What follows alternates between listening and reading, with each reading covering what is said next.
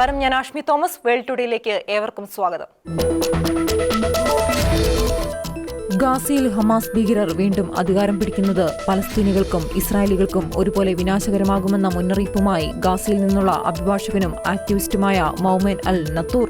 ട്രംപിന്റെ സമാധാന കരാർ ഗാസയെ രണ്ടായി വിഭജിച്ചതായും മഞ്ഞരേഖയുടെ ഒരു വശത്ത് ട്രംപിന്റെ പദ്ധതി വിജയിക്കണമെന്ന് ആഗ്രഹിക്കുന്ന ഒരു ഗാസയുണ്ടെന്നും മറുവശത്ത് ഹമാസിന്റെ ഭരണം മൂലം വീണ്ടും അഗാധത്തിലേക്ക് വലിച്ചെറിയപ്പെട്ട ഗാസയാണെന്നും അദ്ദേഹം പറഞ്ഞു. കഴിഞ്ഞ ദിവസം വാഷിംഗ്ടൺ പോസ്റ്റ് പ്രസിദ്ധീകരിച്ച ഒരു ലേഖനത്തിലാണ് മൗമൻ അൽ നത്തൂറിന്റെ മുന്നറിയിപ്പ്.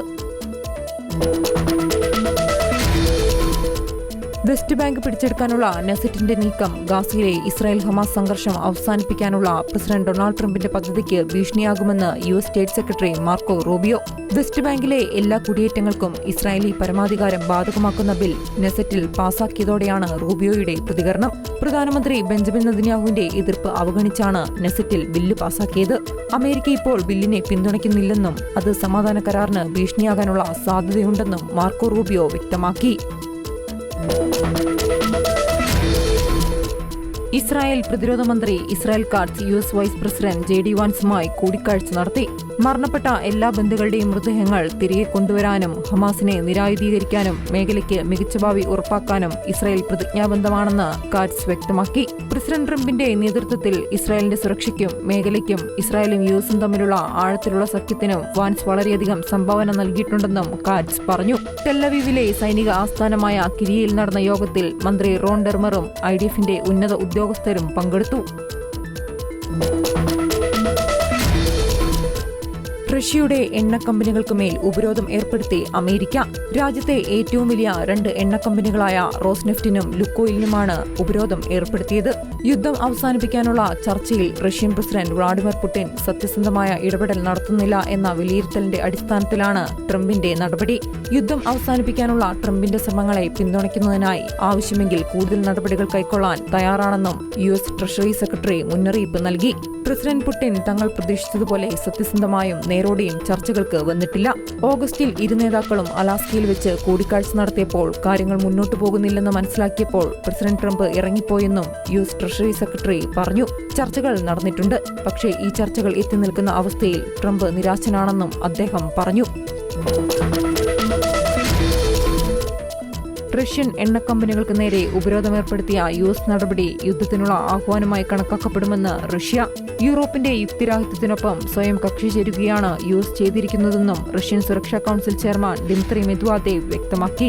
യുഎസിനെ റഷ്യയുടെ പ്രതിയോഗിയെന്ന് വിശേഷിപ്പിച്ച മെദ്വദേവ് സമാധാന സൃഷ്ടാവായ ട്രംപ് റഷ്യയുമായി യുദ്ധത്തിന്റെ പാതയിലാണെന്നും പറഞ്ഞു. യുക്രൈൻ യുദ്ധം അവസാനിപ്പിക്കാൻ റഷ്യയിൽ സമ്മർദ്ദം ശക്തമാക്കി യുഎസ് പ്രഖ്യാപിച്ച ഉപരോധം അങ്ങേയറ്റം വിപരീത ഫലമാണുണ്ടാക്കിയതെന്ന് റഷ്യൻ വിദേശകാര്യ മന്ത്രാലയം പ്രസ്താവനയിൽ പറഞ്ഞു. റഷ്യയും യുക്രൈനും തമ്മിലുള്ള സംഘർഷത്തിന്റെ അടിസ്ഥാന കാരണങ്ങൾ പരിഹരിക്കേണ്ടതുണ്ട്. യുക്രൈനിലെ റഷ്യയുടെ ലക്ഷ്യങ്ങൾ മാറ്റമില്ലാതെ തുടരുമെന്നും വിദേശകാര്യ മന്ത്രാലയ വക്താവ് മരിയ സഖാരോവ പറഞ്ഞു.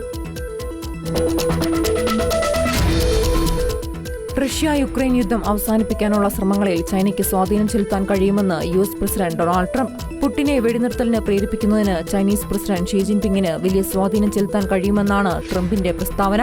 ദക്ഷിണ കൊറിയയിൽ ഷീ ജിൻപിങ്ങുമായി ട്രംപ് സുപ്രധാന കൂടിക്കാഴ്ച നടത്തും. ചൈനീസ് പ്രസിഡന്റ് ബഹുമാന്യനായ ഒരു മനുഷ്യനാണ്.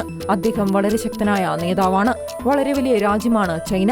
ഷീ ജിൻപിങ്ങിന് സ്വാധീനം ചെലുത്താൻ കഴിയുമെന്ന് ഞാൻ കരുതുന്നു. റഷ്യയും യുക്രൈനെയും കുറിച്ച് ദക്ഷിണ കൊറിയയിൽ നടക്കുന്ന കൂടിക്കാഴ്ചയിൽ സംസാരിക്കുമെന്നും ട്രംപ് പറഞ്ഞു.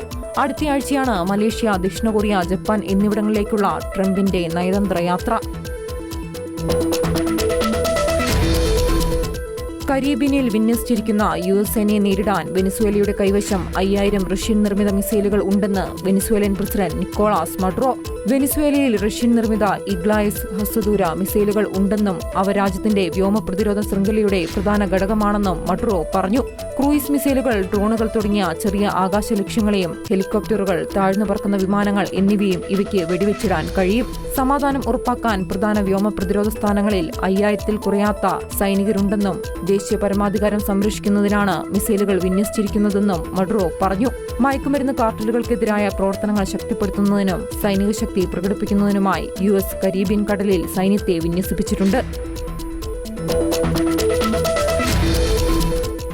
സിറിയയിൽ ഇസ്ലാമിക് സ്റ്റേറ്റിന്റെ ആക്രമണം വർദ്ധിക്കുന്നതായി റിപ്പോർട്ട്. വടക്കുകിഴക്കൻ സിറിയയിൽ ഓഗസ്റ്റ് അവസാനത്തോടെ IS തീവ്രവാദികൾ 117 ആക്രമണങ്ങൾ നടത്തി. കുർദിഷ് നേതൃത്വത്തിലുള്ള സിറിയൻ ഡെമോക്രാറ്റിക് ഫോഴ്സ് സൈനികരെ കൊല്ലുകയും ഹാജിൻ ദിബാൻ പോലുള്ള പട്ടണങ്ങളിൽ ആക്രമണം നടത്തുകയും ചെയ്തു. സിറിയയിൽ നിന്നുള്ള US സൈന്യത്തിന് പിന്മാറ്റം IS തീവ്രവാദികൾ മുതലെടുത്തതായും റിപ്പോർട്ടുകളുണ്ട്.